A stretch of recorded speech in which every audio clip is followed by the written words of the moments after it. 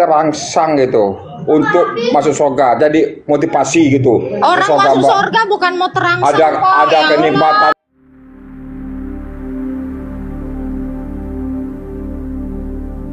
Halo.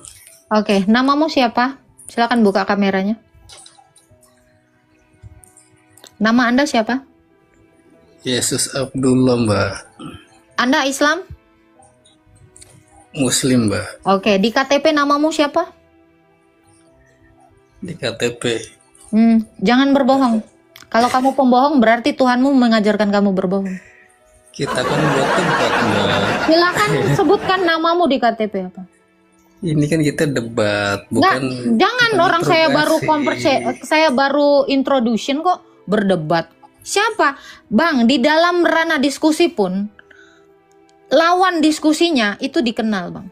Bukan orang yang nggak dikenal seperti kamu. Jadi jangan menipu dirimu sendiri ya, Bang. Dan jangan menjadi pembohong. Kamu membawa narasi agamamu. Jadilah orang yang jujur. Bikin namamu sesuai dengan nama KTP-mu. Ya, ingat. Kalau mau diskusi tentang agama, kamu membawa ya atribut-atribut agama yang menarasikan agamamu itu baik. Kalau agamamu memang baik, maka kamu akan membawa narasi-narasi yang baik serta namamu juga yang baik. Gitu ya. Jangan mengolok-olok di sini. Belum diskusi sudah mengolok-olok, jelas kamu menunjukkan kekalahanmu sebelum bertempur. Ibarat kata gini, belum bertanding udah maki-maki yang belum menjadi lawan tandingnya. Berarti kamu sudah menunjukkan kekalahanmu secara mutlak di awal. Nah, jangan biasakan tunjukkan kekalahanmu. Dan jangan pernah juga tunjukkan bahwa imanmu itu mengajarkan kamu untuk mengolok-olok iman orang. Karena di dalam Quranmu sendiri dikatakan, janganlah kamu menghina sesembahan orang, supaya sesembahanmu tidak dihina. Camkan itu ayat Al-Quran itu. Itu ada. Paham ya? Yang saya tidak tahu namamu siapa, terlalu ngefans sama Tuhan saya. Kamu sampai pakai nama Tuhan saya. Memalukan. Ganti dulu namamu itu, udah lama itu namamu. Aku mau bertanya tentang Trinitas, Kak. Trinitas itu, oke. Trinitas itu adalah satu Allah yang memiliki 3 realita berbeda. Itu. Pribadi apa realita, Kak? Realita udah saya bilang. Realita itu adalah keberadaan. Keberadaannya. Keberadaan nyata. Jadi Trinitas itu mempunyai satu Allah yang memiliki 3 realita. Realita Bapa, realita Firman, dan realita Roh Kudus atau nafas. Firman sebagai Firman itu adalah pikirannya Allah. Nah, Roh Kudus itu adalah nafasnya Allah yang satu itu. Itu. Jadi Makanya Yesus. saya katakan, Yesus kok dalam Yesus sih lu sabar dulu. Orang Oke, ini bicara Allah. Yesus. Kenapa larinya ke Yesus? Oke. Jadi Trinitas itu adalah satu Allah, yaitu Bapa yang memiliki firman dan roh. Firman itulah yang diutus ke dunia oleh realita Bapa, lalu menambahkan kodrat manusia. Kemanusiaan dari realita firman itu yang dinamakan Yesus. Oke. Jadi pertanyaan saya, Kak, dalam Trinitas itu ada realita 3 ya, Kak? Ada 3 realita, 3 keberadaan. Sama seperti kamu satu manusia punya 3 keberadaan yang berbeda. Keberadaan atau realita tubuh. Tubuhmu kan realita. Nafasmu itu juga realita, berbeda. Suaramu juga realita, itu berbeda. Kamu satu manusia dengan 3 realita yang berbeda. Tubuh, suara, dan nafas atau roh. Tapi yang saya baca ya, Kak, yang saya baca dari beberapa artikel gitu ya, Trinitas Iman itu... saya tidak dari titel yang kamu baca itu, artikel yang kamu baca. Oke. Bertanya aja sama saya. Oke. Jangan bawa-bawa artikel. Saya tidak mengimani artikel. Biar saya ini kan, dalam dalam ajaran kakak biasanya disebut dengan 3 pribadi. Nggak ada. Tidak Iya, ada dalam ajaran pribadi. saya dikatakan demikian. Oke, kalau tidak ada berarti gini kak. Saya cuma mau tanya jika apa tadi keberadaan. Ya, Tiga- keberadaan atau realita. Real, ada. Menurut saya maksudnya kayak berpikir kalau misalnya 3 keberadaan tersebut, Hmm. kenapa Yesus yang disembah? Bukan Bapa atau Roh Kudus? Disembah, ketiganya kan satu. Ketiganya dalam satu hakikat Allah. Kalau kami sembah firman-Nya, otomatis saya menyembah rohnya dan sang Bapa. Kalau saya bicara dengan suaramu, otomatis saya bicara dengan rohmu dan tubuhmu. Gak mungkin kau terpisah-pisah. Karena suaramu menyatakan tubuhmu dan rohmu. Demikian sang firman menyatakan sang Bapa dan roh itu. Oke, Gak bisa Kak. dipisahkan. Maaf saya salah ngomong. Hmm. Allah dalam satu Allah yang Nggak esa. ada Allah di situ, nggak ada Allah. Allah. Wah, Allah yang esa mempunyai 3 realita, yaitu Bapa, Firman, dan Roh, Hmm. ya kan? Kenapa bukan Allah yang disembah atau Loh, Bapa, Tuhan? Firman, dan Roh itu kan Allah hakikatnya, Cok.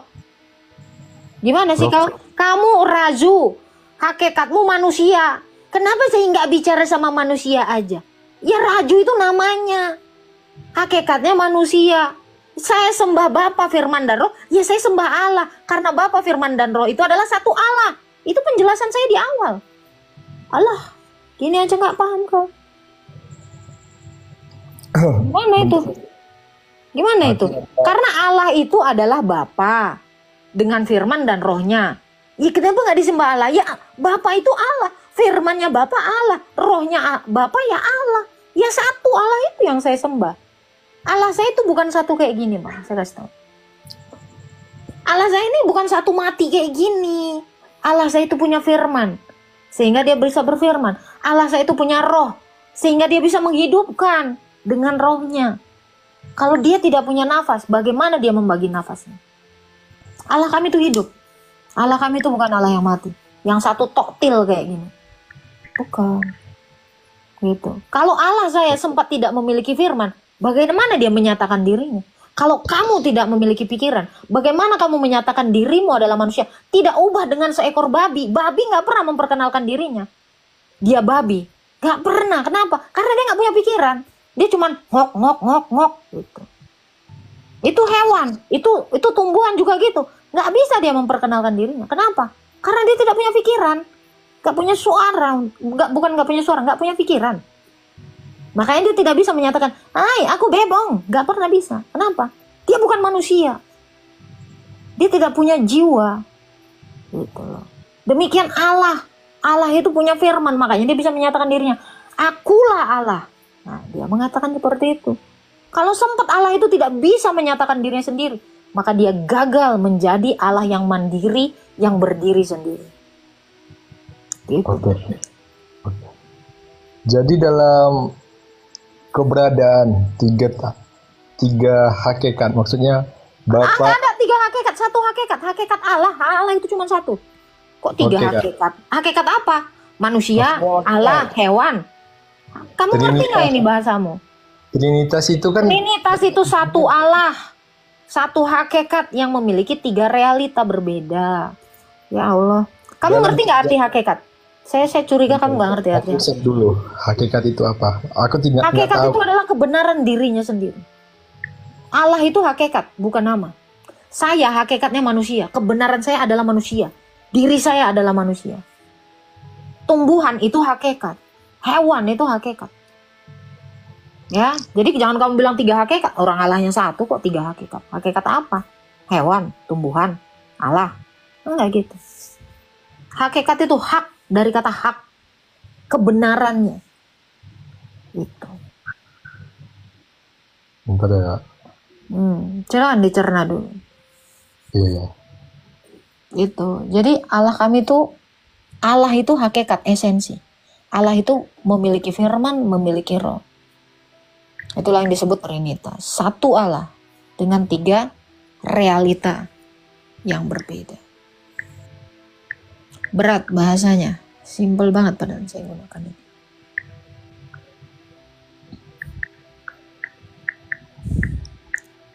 Ada lagi yang mau ditanya, Bang? Oh, tentang oh, aku pernah dengar Kak, realita dari Bapak itu mempunyai,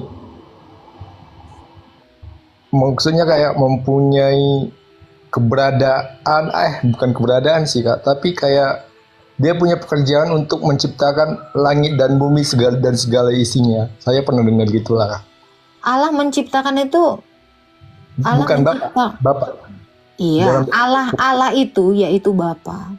Dia mencipta dengan firman dan dengan rohnya. Makanya saya bilang, kalau dia tidak punya firman, bagaimana dia mengatakan, jadilah terang? Kan dia harus berfirman. Dengan firman lah dia makanya menjadikan terang. Lalu, baiklah tanah menumbuhkan. Nah, berarti roh itu yang memberi hidup. Makanya ketika dalam penciptaan, Allah itu melingkupi, rohnya itu melingkupi bumi ini. Supaya ketika dia berfirman, roh yang sudah melingkupi bumi ini, ya, tinggal dia perintahkan aja, maka hiduplah ikan-ikan di air. Makanya kenapa di air itu ada udara. Udara itu adalah nafas dari Allah. Makanya kenapa di tanah itu ada udara. Itu adalah nafasnya Allah. Makanya dia hanya berkata kan, baiklah tanah mengeluarkan tunas-tunas dari pohon-pohon yang berbiji. Nah itu. Begitu. Jadi cara kerja Allah itu dengan berfirman dan dengan rohnya. Dengan firman dan dengan roh, Allah itu menjadikan langit dan bumi segala isinya. Bahkan sampai kepada manusia. Manusia itu dibentuknya dari tanah. Lalu ditiupkannya nafas. Maka hiduplah Adam. Manusia. Aku pernah dengar juga Kak, salah ini dari Bapak ya. Allah Bapak atau Bapak lah. Allah Bapak, nggak ada Allah Bapak. Maksudnya Allah Bapak atau Bapak lah. Ya, Bapak. Dia adalah sumber dari firman, segala firman. Bukan, dia adalah sumber dari segala sesuatu. 1 Korintus 8 ayat 6. Namun bagi kita hanya ada satu Allah saja, yaitu Bapa, yang daripadanya berasal segala sesuatu. Jadi baik firman maupun roh itu berasal dari dia, karena hakikatnya adalah Allah. Bentar ya Kak, aku lagi ada cari Oke. ayatnya gitulah. Oke. Maksudnya dari Coba saya tanya balik biar kamu bisa merefleksikan ini juga dalam iman.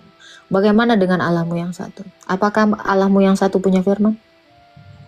Dia tidak punya bapak, dia tidak punya ibu. Saya tidak tanya itu, fokus. Saya tanya kepada Allahmu yang satu, yang Esa. Apakah dia memiliki firman? Dia memiliki firman Kak. Oke, apakah dia memiliki roh? Dia tidak memiliki roh. Mati, Dia kalau adalah gitu. entitas yang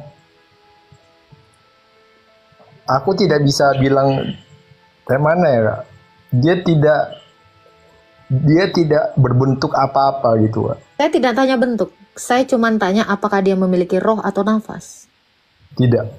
Dia tidak bernafas Kak. Kalau dia tidak punya nafas, lalu bagaimana cara dia memberikan nafas kepada Adam?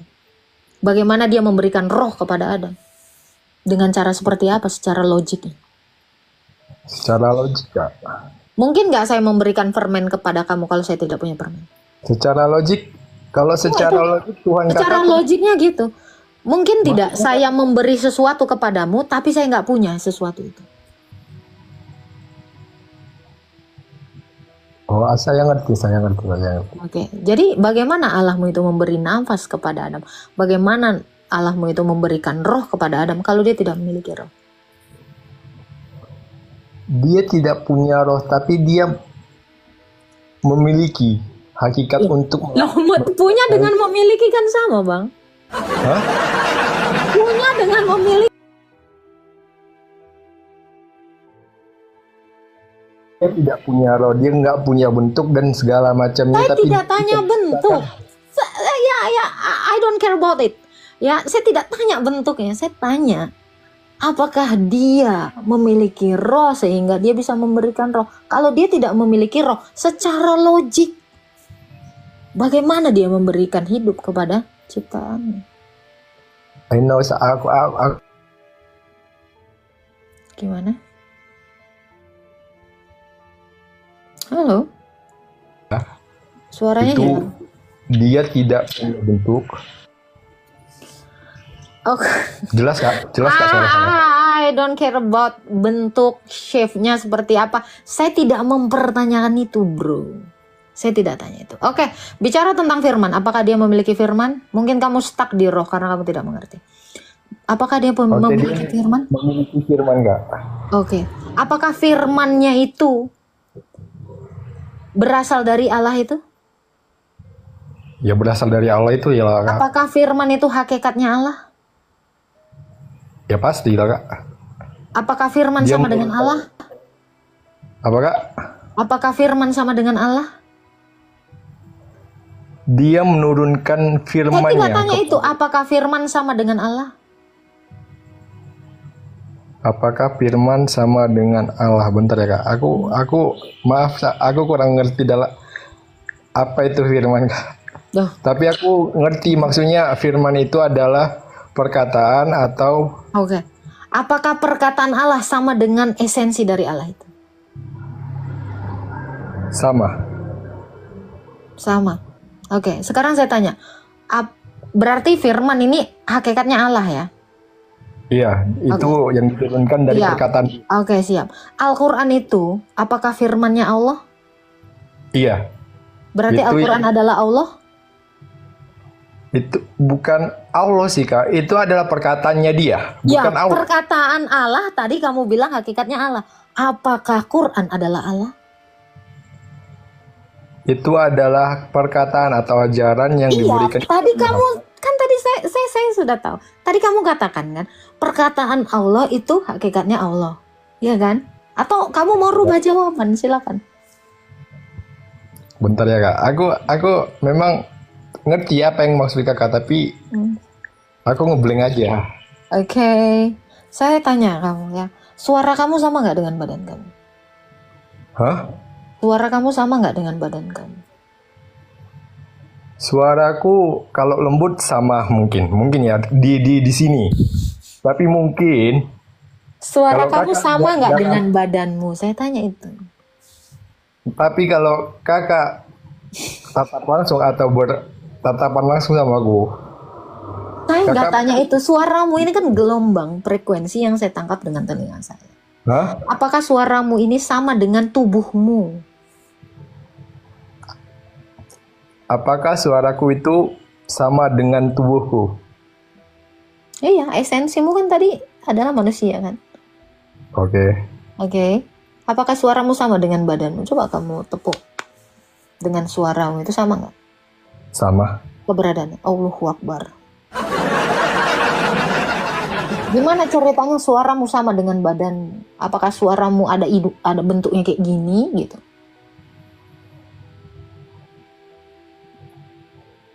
Oke. Aku jadi confused ya, Kak. Bingung jadinya. Iya, karena kamu juga tidak mengenal hakikatmu sebagai manusia. Bagaimana kamu mengenal hakikat Allah?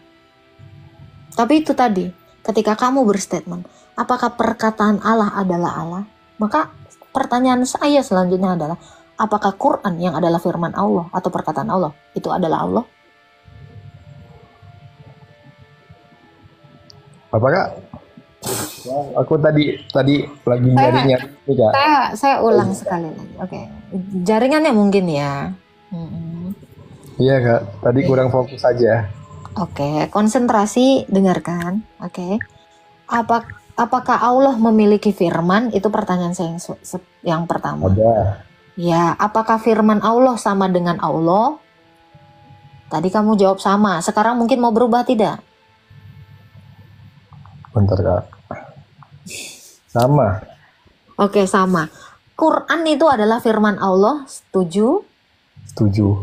Apakah firman Allah yang adalah Quran itu adalah Allah? Perkataannya Allah. Iya, perkataannya Allah sama nggak dengan Allah?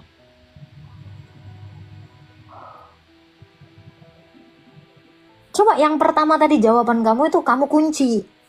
Jadi kamu konsisten dengan jawaban kamu. Susah Oke. konsentrasi ya. Oke lah, kamu bertanya aja lah. Mungkin kamu Nggak Iya, boleh. aku kan mau bertanya Kak di sini, Nah, bukan silakan. mau Maksud jadi. saya mempertanyakan ini, jadi adalah tujuannya mengcompare. Dari jawaban saya, kamu compare terhadap imanmu. Apakah Ya, karena kamu kan mempertanyakan Allahnya orang, sementara kamu tidak mengenal Allahmu.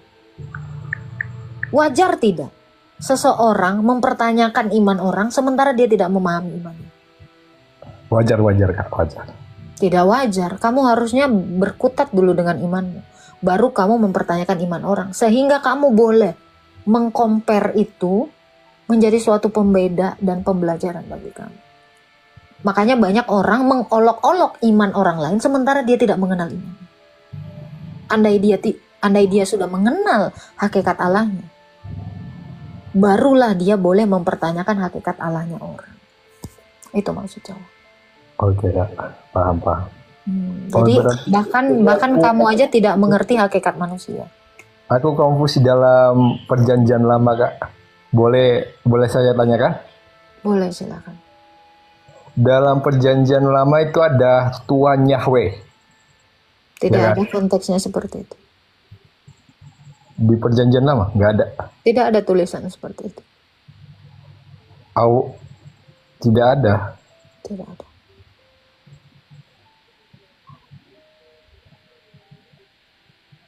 Bentar ya Kak, aku lagi Boleh. ngambil ayat gitu ya. Silakan. Pakai teks bahasa Indonesia aja, karena saya menjelaskan juga pakai bahasa Indonesia. Pakai Oke. bahasa Indonesia aja kadang orang sulit menangkapnya, apalagi pakai bahasa yang lain.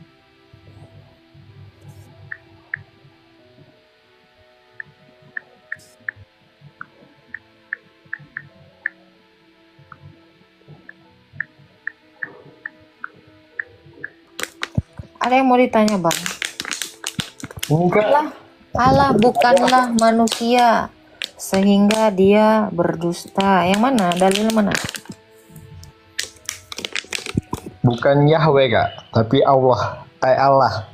Memang saya dari tadi nggak bilang Yahweh dari tadi kok. Di Kejadian 1 ayat 1, pada mulanya Allah menciptakan langit dan bumi, kata Allah dalam terjemahan bahasa Indonesia sering diterjemahkan sebagai Tuhan. Pada mulanya Allah menciptakan langit dan bumi. Bumi belum berbentuk, gelap gulita, mau menutupi samudera raya. Roh Allah melayang-layang di samudera. Berfirmanlah Allah. Ini tadi yang saya jelaskan dari Allah. Apa yang mau kamu tanya dari situ? Allah dengan firman dan dengan rohnya menjadikan langit dan bumi ini serta isinya. Dari hari penciptaan pertama hingga yang ke-6. Hari yang ke-7 dia beristirahat. Disebut hari Sabat. Di Ulangan 6 ayat 4 juga, dengarkanlah hai orang Israel, Tuhan Allah kita, Tuhan itu Esa. Tuhan itu Allah kita, Tuhan itu Esa. Itu kata yang tepat.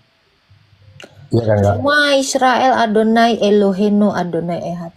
Dengarlah hai Israel, Tuhan itu Allah kita, Tuhan itu Esa. Betul seperti itu kalimatnya? Iya, di sini di situ.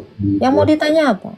Ulangan 6 ayat 4 itu. Jadi dalam hakikat Allah itu Esa Kak, yang punya 3 trinitas Dalam hakikat Allah itu Esa. Dalam esensinya Allah itu satu. Iya. Allah itu memang satu. Lalu? Jadi kenapa bukan Allah yang disembah oleh Kristiani? Nah itu yang kami sembah tadi. Allah yaitu Bapa yang memiliki firman dan roh. Allah saya kan udah saya bilang Allah saya tidak Allah yang bisu. Makanya dia punya firman. Allah saya bukan Allah yang mati kayak gini. Makanya dia punya roh.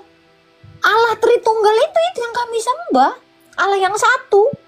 Disebutnya Bapa. Bapa itu punya firman. Makanya dia bisa berfirman.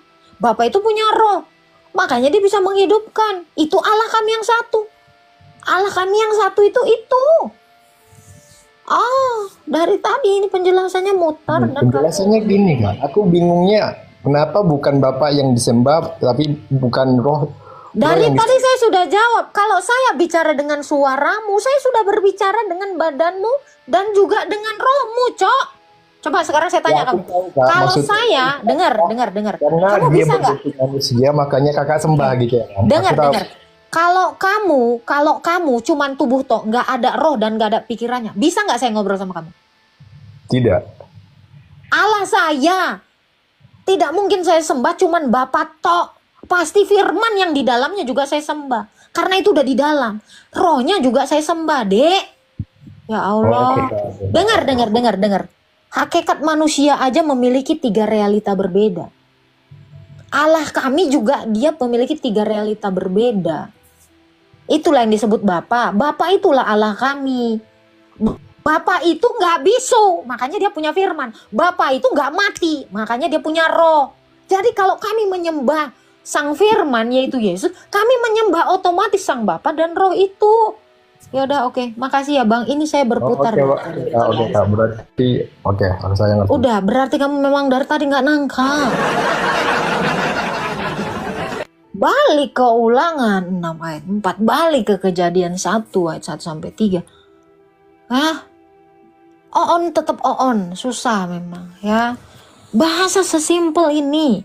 Kamu nggak nangkep. Gimana lagi aku menjelaskannya? IQ-nya berapa, Dek? Ya Allah. Kenapa kami nggak menyembah Bapa? Kami menyembah Bapa. Kami menyembah Allah Tritunggal. Makanya kami menyebutnya Tritunggal Maha Kudus. Kalau kami menyembah Sang Firman, kami otomatis menyembah Sang Bapa. Karena Firman itu di dalam Bapa. Bapa itu di dalam Firman. Aku di dalam Bapa, Bapa di dalam aku. Demikian juga roh berasal dari Sang Bapa. Itu tadi saya bilang, saya bicara dengan suaramu loh. Kenapa saya nggak bicara sama badanmu aja? Nggak bisa. Karena yang menyatakan badanmu itu suaramu. Demikian Sang Firman. Kenapa Sang Firman itu yang kami sembah? Ya karena dia di dalam diri Bapa yang menyatakan diri Bapa yang nggak kelihatan. Yohanes 1 ayat 18. Ih, capek aku. Apa kenikmatan surga, Mbak? Menyembah Allah. Kenikmatan. Menyembah Karena kita, Allah. kalau dalam Muslim gini, dia Aku mau nggak tertarik. Aku nggak tertarik surga kau. Mau dalam Muslim ya suka kau. Aku nggak tertarik, Pak. Udah. Kenikmatan di surga kami menyembah Allah. Kalau mau kau bilang surgamu, aku nggak suka, nggak tertarik, aku terkontaminasi. Nggak suka kami.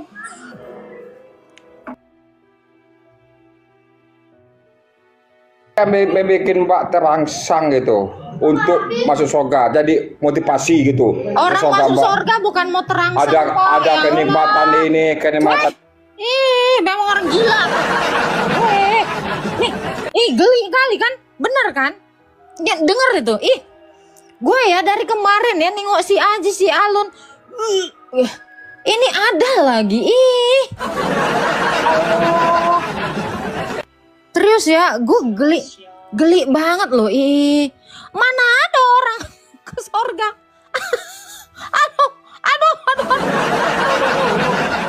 Aduh Tuhan, masa ke surga kok pakai rangsangan? Aduh ya Allah, kayak mau bokeh aja. Nih Pak, BPJS-nya diurus Pak. Ya, diurus dulu BPJS-nya Pak. Lumayan lah bikin konten. Tapi gue, ya Allah, gue dari kemarin pusing loh. Serius, geli banget loh. Buka kamera Pak, bicaranya yang normal aja Pak. Ini nggak normal kali kok Pak. Oke. Yang normal bicaranya Pak. Ini kata-katamu tadi nggak normal loh, serius. Saya ngambil analogi.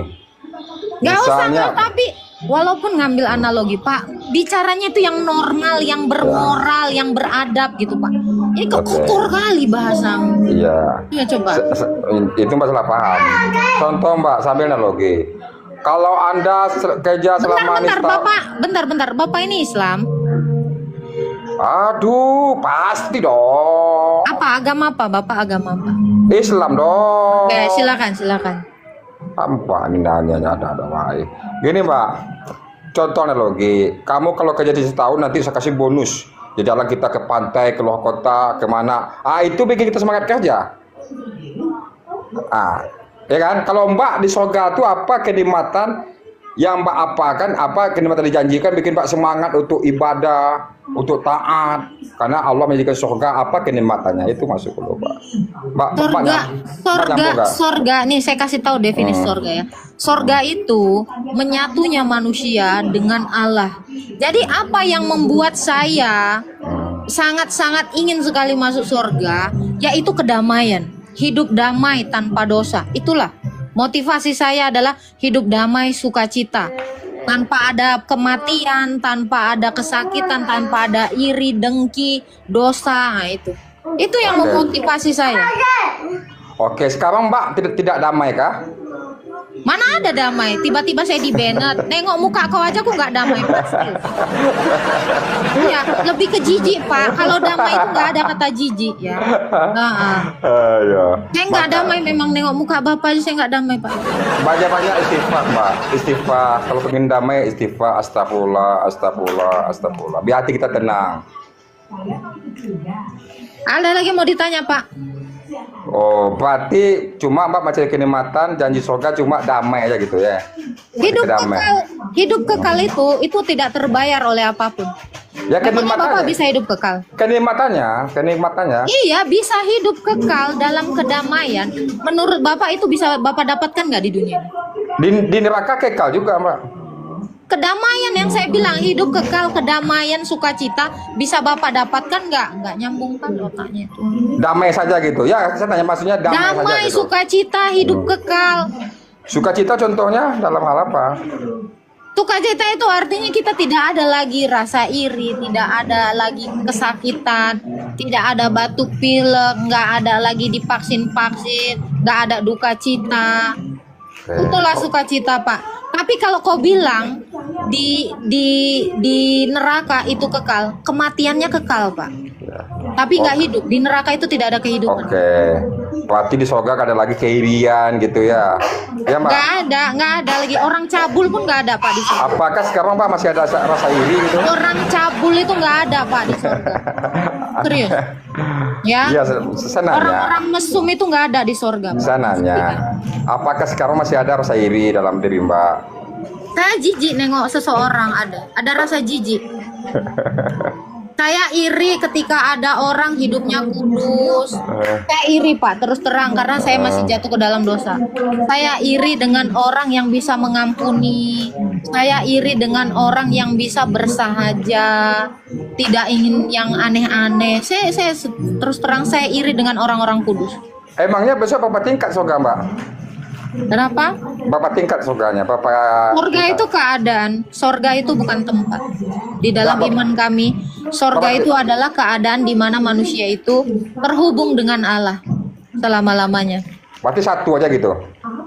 Satu tingkat. Kalau kami kan- Surga itu bukan tempat, makanya nggak ada tingkatan saya bilang. sama aja Masuk Sama aja, semua. sama apa? Sama-sama apa? Kata Mbak satu tempat gitu Mbak.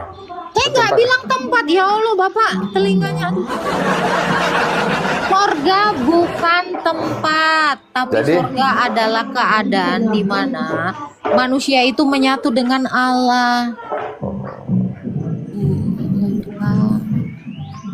Gitu. Oh, nggih lagi tuh, nggih. Nggih. Ada lagi yang mau ditanya Pak Umar?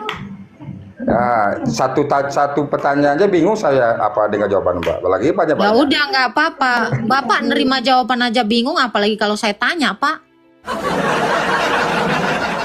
Gua ngomong apa dia kemana? Ya Allah.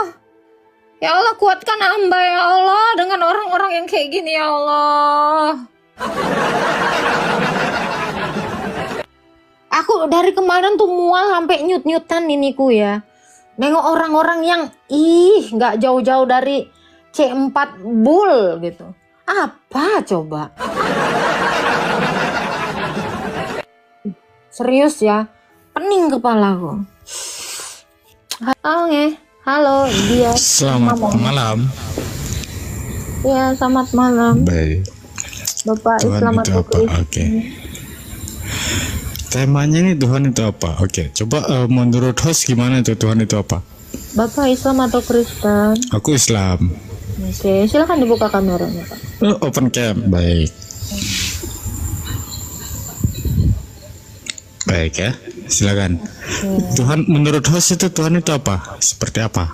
Tuhan itu adalah penguasa. Tuhan itu adalah penguasa langit dan bumi ya. Saya tidak menarasikan langit dan bumi. Loh, Jangan ditambah. berarti Tuhan itu bukan penguasa langit dan bumi. Tuhan itu penguasa. Saya tadi jawab Oh, sampai. penguasa saja. Anda, menurut Anda Tuhan itu apa? Oke, berarti Yesus salah nih ketika Yesus itu berkata, pada waktu itu berkatalah Yesus, aku bersyukur kepadamu Bapa, Tuhan langit dan bumi. Itu Bapak itu ketika Yesus menyebut Bapak Tuhan itu apa dia penguasa, apa dia gimana tuh? Kita dengarkan baik-baik. Aku bersyukur kepadamu Bapa. Tuhan itu definisinya adalah penguasa. Penguasa langit dan bumi. Kalau dikatakan Tuhan itu artinya penguasa langit dan bumi, berarti Yesus bilang ini, aku bersyukur kepadamu Bapa, penguasa langit dan bumi. Gak gitu kan? Buat orang ya toh? Abang, itu kan Tuhan, tertulis kan? Itu tertulis kan? ini Bang, Abang Oke. tahu arti Tuhan? Oke. Penguasa saya bilang. Penguasa Makanya saja. Yesus nggak mubazir kata. Makanya berarti- dia mengatakan, dengar dulu, bisa mendengarkan? Oke, Toa? silakan. Oke. Makanya Yesus nggak mubazir kata. Makanya dia mengatakan, aku bersyukur kepadamu ya Bapa. Tuhan diganti penguasa karena artinya Tuhan ada penguasa, makanya ada langit dan bumi. Oke, Kalau berarti dirubah dikatakan- itu. Sabar. Anda ngerti bahasa Indonesia nggak? Oh, berarti salah itu berarti. Makanya saya bilang Tuhan itu definisinya adalah penguasa. Kalau dikatakan penguasa langit dan bumi, Yesus berarti bilang gini, aku bersyukur kepadamu ya Bapa, diterjemahkan penguasa langit dan bumi, jadinya gitu bahasa Indonesianya. Oh, Ngerti gitu. nggak? Gitu. Oh, Ya, gitu. udah, jangan. Makanya udah gue bilang luar biasa. Tuhan itu penguasa aja. Makanya Yesus bilang penguasa, Tuhan, langit dan buminya ada. Jadi penguasa langit dan bumi kan dodol. Ini belajar bahasa Indonesia dulu sama saya. Udah saya bilang. Udah ngetawain kebodohannya lagi. Ya, soundcard kau aja yang besar. Ini kau kosong. Paham kau? Sekali bicara bahasa Indonesia aja kau udah mencret deh lagumu. Nampak? Udah bisa kalian lihat kan? Nah itu. Tuhan itu apa? Penguasa. Stop sampai situ. Dia mulai menambahkan penguasa langit dan bumi. Saya nggak bilang itu. Ya, camkan kata-kata saya. Bisa saya pertanggungjawabkan. Dan itu konsisten. Jadi jangan kamu tambahkan si tukang penambah-nambah kata. Ya, letak ginjal kau kan? Nah, belajar cerdas. Soundcard kok nggak guna, Cok. Kayak kita aja ini. Karena gini ya, Bang ya. Lu mau pakai soundcard di sini, gua rendahin suaranya. Jadi lu pakai soundcard maupun nggak soundcard, nggak ngefek sama saya. Suara kau kecil di sini. Ini saya make ini, kamu make otot. Biasakan pakai ini. Suara kau itu kusuk menggelegar di rumahmu. Di sini tuh kicik kali nih. Nih, cuman di sini levelnya. Tuh, paham kau? Ya, toa kau itu biasa aja. Kebiasaan bertoa. Berisik lu. Manusia paling berisik gitu. Itu sejenisnya. Norak. Halo, Harka. Iya kak, Islam atau Kristen? iya Kristen. Jangan mau bertanya apa. Iya, izin tanya ya kak. Aku mau nanya tentang hologos atau firman Allah itu apakah gelar atau nama bagi Yesus Kristus kak? Logos atau firman itu adalah realita. Bukan gelar dan bukan nama. Logos itu realita, esensi. Hakikat. Hakikat, oke. Tapi kak, bagaimana ya kak untuk menjelaskan yang terdapat di Wahyu pasalnya yang ke-19 ayat 23, ayat 13. Jangan dibaca. Ya, Wahyu 19 ayat 13. Di situ dikatakan, dan ia memakai jubah yang telah dicelup dalam darah, dan namanya ialah firman Allah. Hmm. Ya, itu bagaimana Kak secara penafsirannya atau penjelasannya itu? Penafsiran terhadap Terhadap dikatakan namanya ialah firman Allah. firman Allah itu bukan nama. Kenapa dikatakan namanya? Maksudnya hakikatnya dia, kepenguasaannya dia, itu adalah firman Allah. Di dalam di jubahnya, tuh kayak saya baca dulu ya. Wahyu berapa tadi? Wahyu 19 ayat 13. Wahyu 19 ayat Ayat 13. ya. Ia memakai jubah yang telah dicelup dalam darah, dan namanya ialah firman Allah. Ya, ini kan di dalam jubahnya. Ia memakai jubah yang telah dicelup. Ia di situ merujuk kepada sang firman tadi. Ya kan? Ini adalah Yesus yang adalah hakikatnya sang firman. Makanya di jubahnya namanya ialah firman Allah, merujuk kepada dianya itu adalah Allah, firman Allah. Walaupun dituliskan nama, tetapi firman itu bukan nama. Kalau disebut atas nama Bapa, Anak, dan Roh Kudus, berarti apakah atas nama Roh Kudus? Apakah Roh Kudus itu nama? Bukan. Tetapi maksudnya penyebutannya. Sampai situ. Oh iya, baik-baik Kak. Ya, berarti lebih ke esensi ya Kak ya? Hakikat Betul. atau esensi. Hakikat, Baik, hakikat. baik. Boleh bertanya lagi Kak? Boleh, boleh. Ini mungkin mengenai istilah teologisnya yang sangat populer di gereja ortodoks ya. Aku mau bertanya mengenai teosis Kak.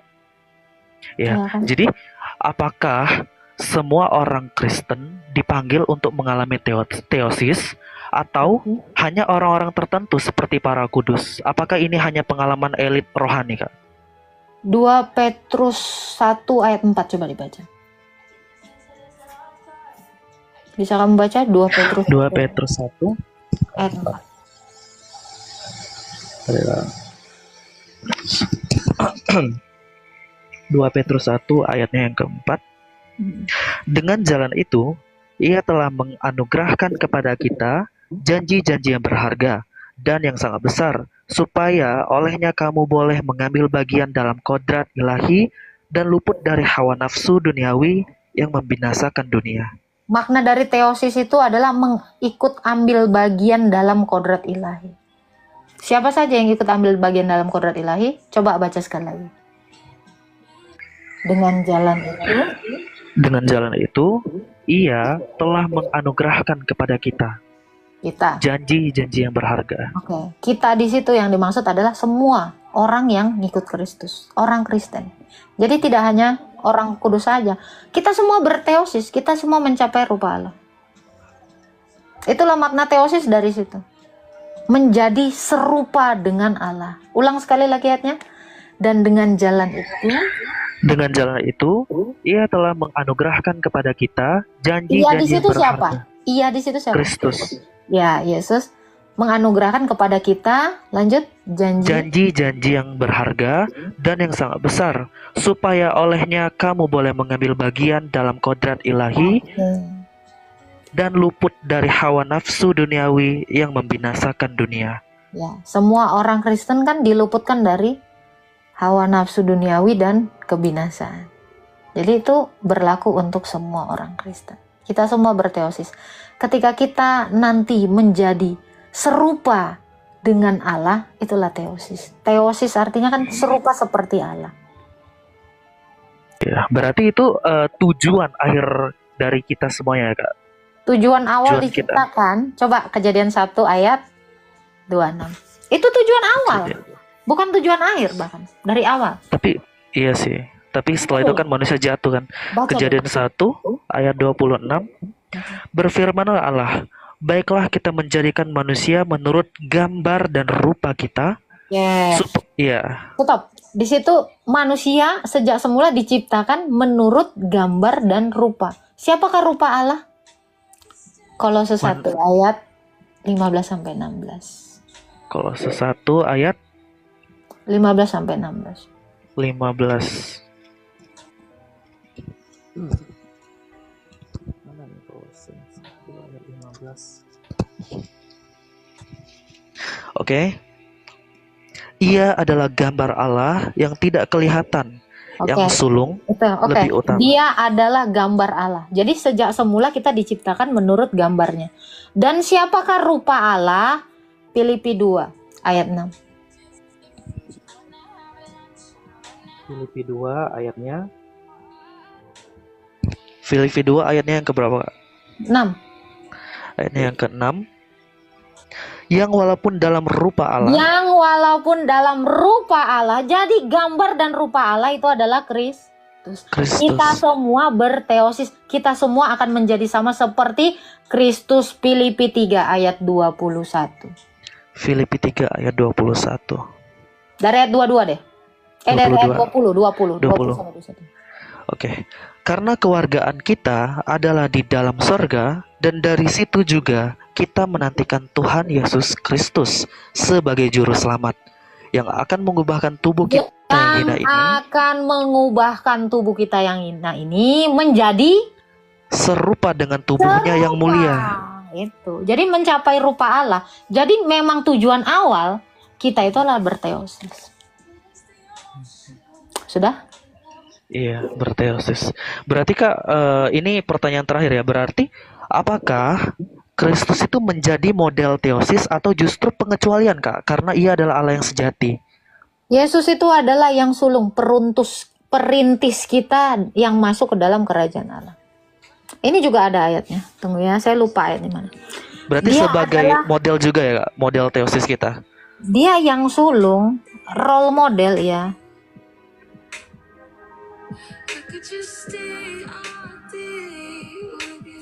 Nah ini. Kolose 1 tadi ayat 15 dikatakan. Ya kan? Ia adalah gambar rupa Allah yang tidak kelihatan, yang apa dikatakan? Sulung. Yang sulung. Nah. Ini ya. Telah masuk menjadi perintis kita. Oke, kamu bisa baca Ibrani 6 ayat 20. Ibrani 6 ayat 20, baik. Oke.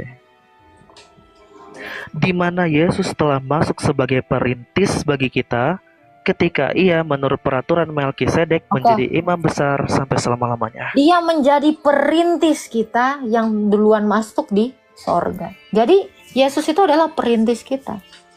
Dia adalah yang sulung. Bisa dikatakan dia adalah saudara kita yang paling tua atau kakak kita, tapi jangan kita sebut seperti demikian karena dia yang dikatakan yang paling sulung dari kemanusiaan itu. Jadi yang sulung awalnya tadi ini adalah Adam, betul? Iya. Ya. Namun Adam gagal dan Kristus padahal yang terakhir malah dia yang menjadi yang sulung, mendahului Adam masuk ke dalam kerajaan Allah. Dialah perintis kita. Gitu. Ada lagi yang mau ditanyakan? Baik Kak, berarti yang aku ketahuin itu dalam pandangan gereja ortodoks yang aku pelajari itu kan ada tangga apa ya? Pendakian. Pendakian ilahi ya Kak ya? Atau iman gitu. Tangga pendakian iman itu kan yang pertama tentang pertobatan sejati, terus juga berlanjut ke penyangkalan diri, terus juga terakhir itu kan berteosis ya Kak. Nah, berteosis itulah mencapai rupa Allah tadi. Iya. Jadi Kak, apakah dari awalnya itu pertobatan sejati itu harus selalu disertai perubahan perilaku secara drastis?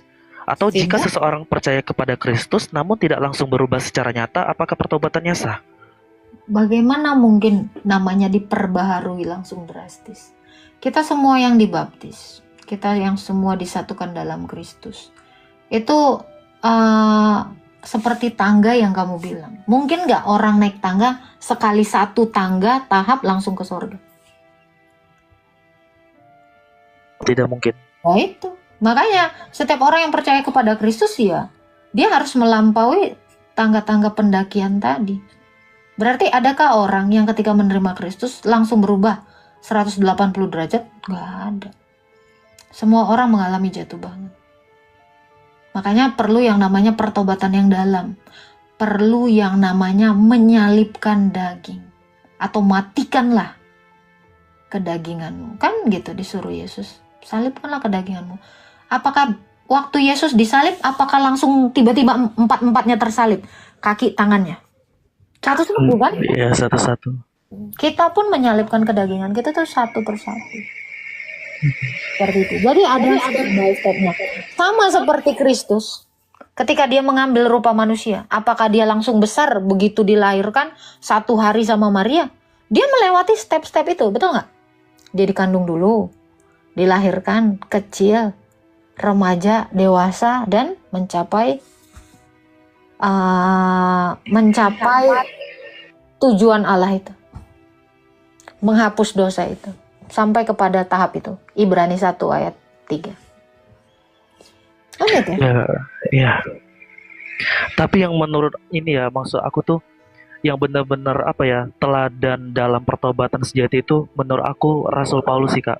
Karena pertobatannya itu benar-benar radikal. Ya kan, Kak, istilahnya itu kan. Tapi kebanyakan semua orang seperti Petrus.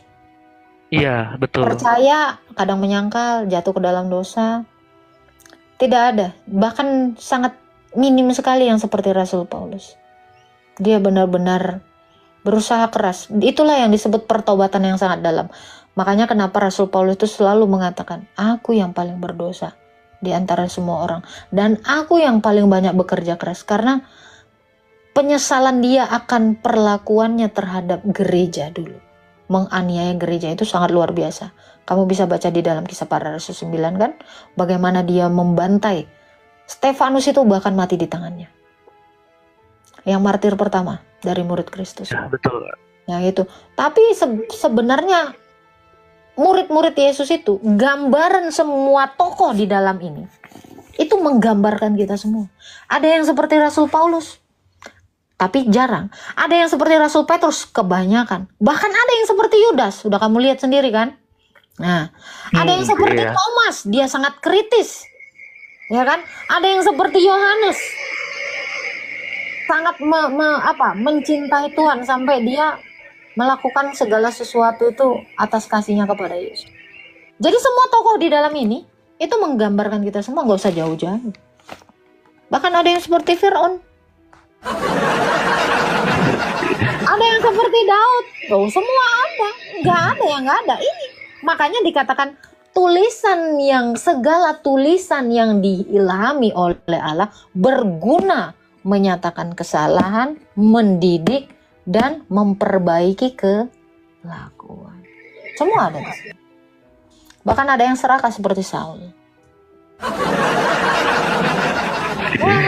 Iya. Jadi kamu mau seperti siapa? Apakah kamu mau seperti Abraham? Ataukah kamu mau seperti Sarah? Atau kamu mau seperti Musa yang selalu ragu-ragu apa segala macam kan? Seperti itu. Iya. Baik, Kak. Terima kasih banyak ya, Kak. Tuhan Maha Kudus memberkati. Ya, dan bagi rohmu juga. Gitu. Ada yang seperti Salomo. Tapi saya rasa nggak ada. Udah nggak ada lagi Raja Salomo. Kayak gitu. Asal jangan seperti drink from heaven. Orang lumpuh disembuhkan. Ini kita belajar tentang bagaimana Yesus ya melakukan mujizatnya pada masa itu, tentang dia menyembuhkan orang yang lumpuh dari Markus pasal 2 ayat 1 sampai ayat yang ke-27. Kita baca bersama-sama teman-teman dan kita belajar dari firman Tuhan ini tentang bagaimana Yesus melakukan mujizat dan juga mengajar ya. Kemudian sesudah lewat beberapa hari, waktu Yesus datang lagi ke Kapernaum, tersiarlah kabar bahwa ia ada di rumah. Maka datanglah orang-orang berkerumun sehingga tidak ada lagi tempat, bahkan di muka pintu pun tidak, sementara ia memberitakan firman kepada mereka. Ya, ini teman-teman ketika dia datang ke Kapernaum ya, Orang-orang datang berbondong-bondong kepada Yesus untuk mereka melihat mujizat dan juga mengalami mujizat, sampai semua jalan tertutup gitu, akses untuk ke dia lagi nggak ada lagi gitu ya.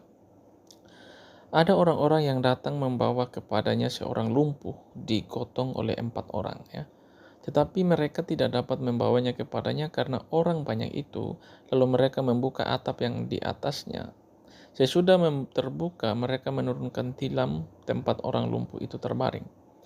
Ketika Yesus melihat iman mereka, berkatalah ia kepada orang lumpuh itu, "Hai anakku, dosamu sudah diampuni." Nah, ini kebiasaan yang sering kali kita lihat dari Yesus ya teman-teman ya.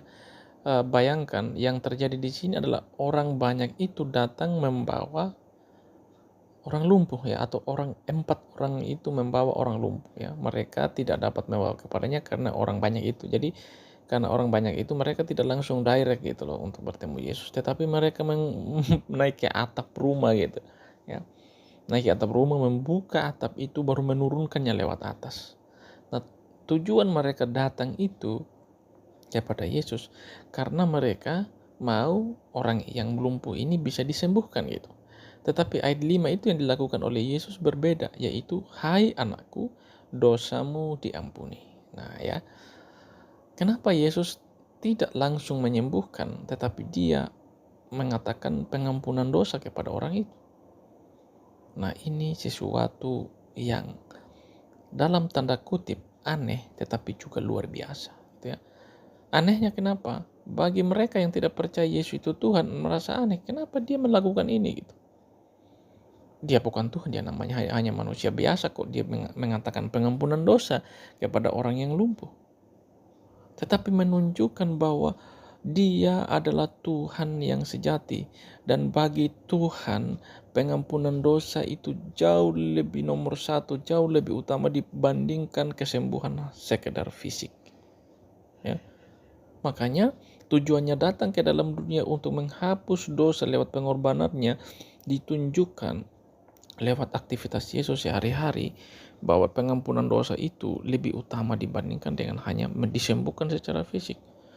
Kalau kamu disembuhkan secara fisik tapi nanti dosamu tidak diampuni, ya tidak masuk surga juga gitu loh. Ya. Oke, kita lanjutkan. Tetapi di situ ada juga beberapa orang ahli Taurat, mereka berpikiran dalam hatinya, mengapa orang ini berkata begitu? Ia menghujat Allah. Siapa yang dapat mengampuni dosa selain daripada Allah sendiri? Nah, orang-orang di situ mulai heran.